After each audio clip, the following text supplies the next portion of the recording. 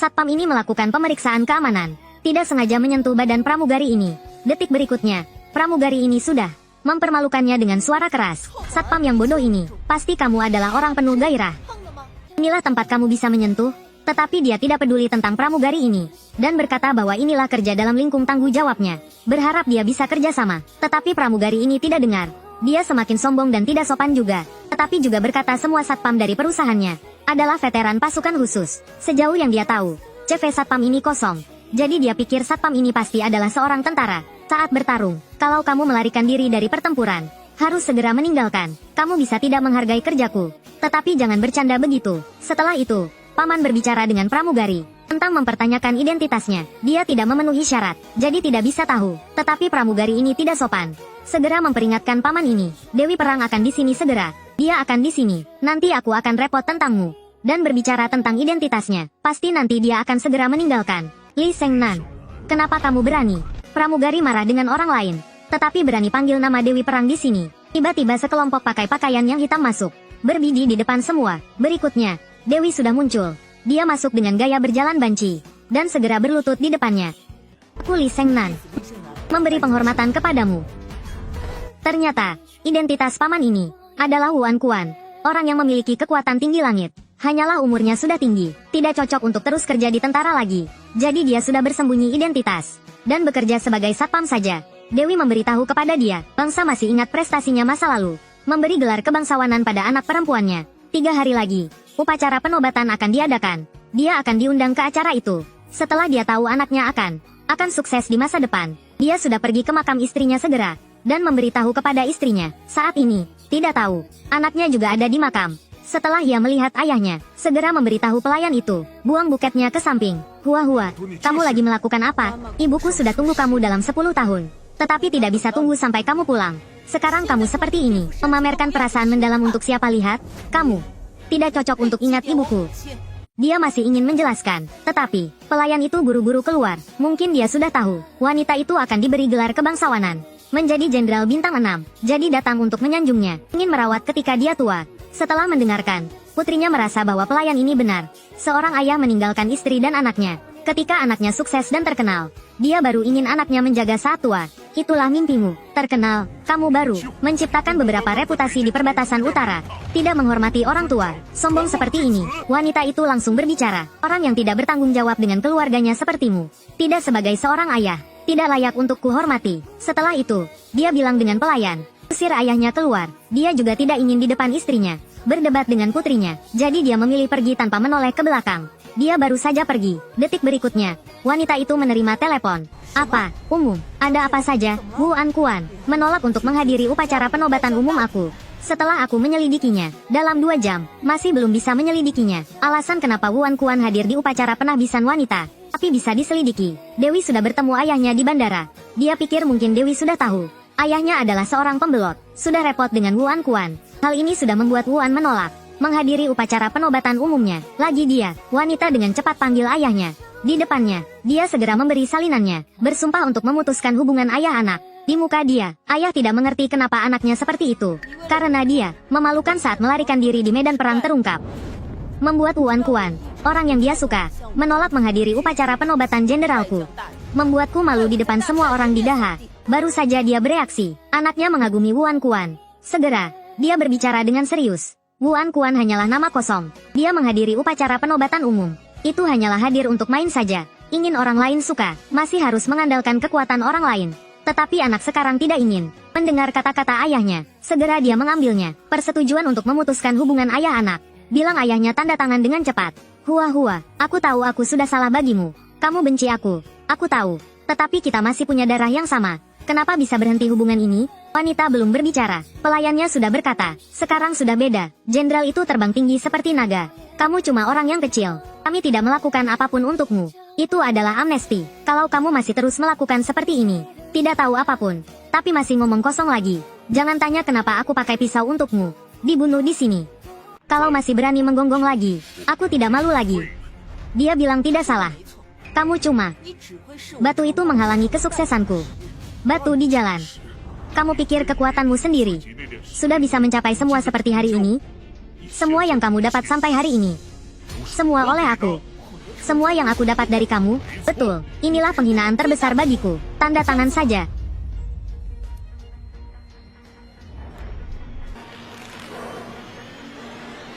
Tidak bisa kamu, lupa asal-usulmu. Bertentangan dengan moralitas manusia, ngomong kosong. Aku tidak bisa melihatmu begitu salah lagi. Apa saja kalau aku bersalah? Kamu tidak pernah membantuku juga, tetapi kamu juga membuatku tetap berada di utara. Temui rintangan dimanapun. Gagal saat dipromosikan. Upacara promosi kali ini juga. Terima kasih atas bantuan dari keluarga Li di Beijing. Aku baru ada kesempatan. Keluarga Li di Beijing sudah 3 generasi kelumpuhan, kekuatan setinggi langit. Dan juga aku sudah bertunangan dengan pangeran besar di keluarga Li, Li Tianlong. Bertunangan. Cuma keluarga Li baru bisa membantuku. Mulai dari hari ini, mereka akan adalah keluargaku. Dan kamu cuma adalah noda dalam hidupku. Kamu adalah orang biasa saja.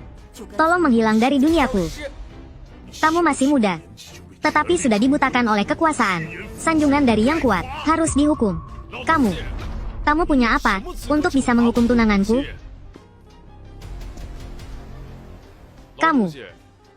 Tunanganku ingin aku dan kamu.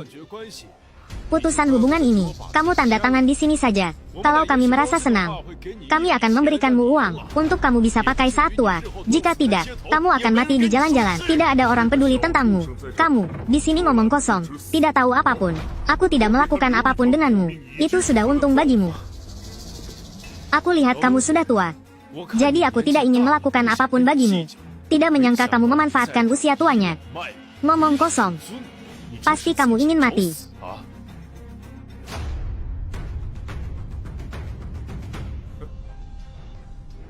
Ikan busuk dan udang busuk ini tidak cocok bagiku. Kamu tahu kamu lagi berbicara dengan siapa? Selain mengganggu, apa yang kamu berikan bagiku? Siapa bilang aku tidak bisa bantu? Hadiah selamat datang dari raja telah tiba.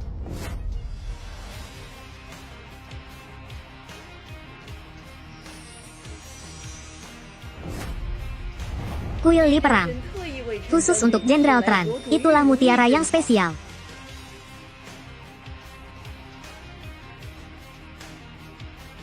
Umum, mendapat hadiah ucapan selamat dari Raja. Upacara penobatan umum, pasti akan menarik perhatian ribuan orang. Terima kasih banyak. Li Shengnan sudah terima hadiah ini. Pergilah. Iya. Berpura-pura lagi apa? Berbicara sepertimu mengenal jenderal. Betul. Itu muridku. Siapa tidak tahu? Li dan Qian. Wuan Kuan adalah orang yang aku suka dari lama. Jika kamu adalah dia, hari ini kita tidak akan pergi.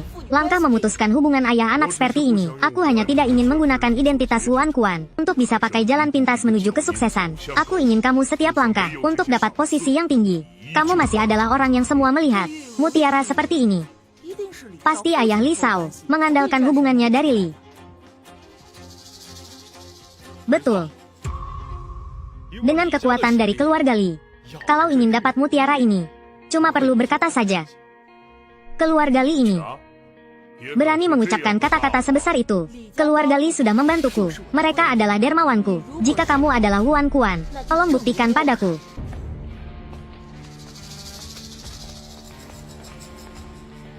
Berhenti hubungan ayah anak. Inilah bertindak terlalu tergesa-gesa. Sulit untuk mengambil tanggung jawab yang besar.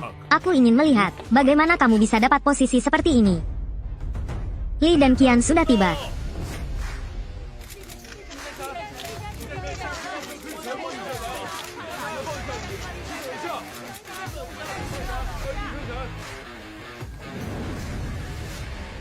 Hua-hua. Cuma tanda tangan kepada ini. Kamu akan menjadi penerus Li dan Qian. Masa depan cerah di depanmu. Li dan Qian, silakan menandatangani ini.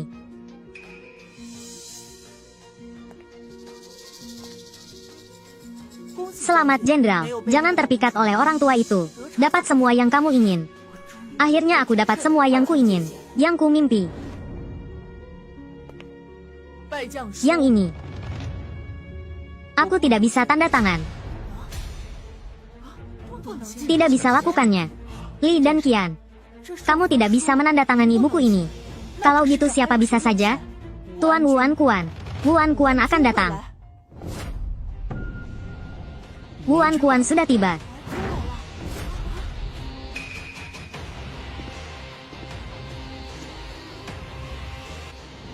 Oh Tuhan, siapa dia saja?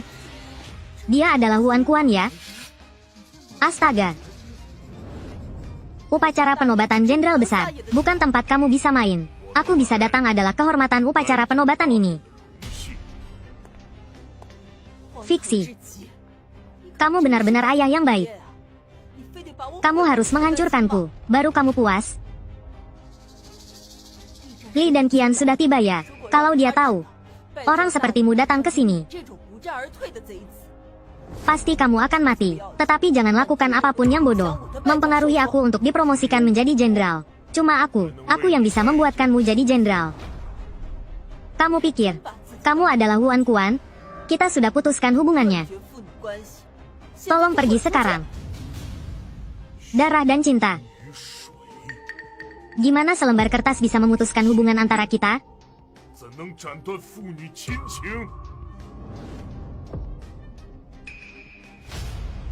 Kamu selalu menolak untuk mendengarkan. Pasti ingin mati. Aku tidak peduli.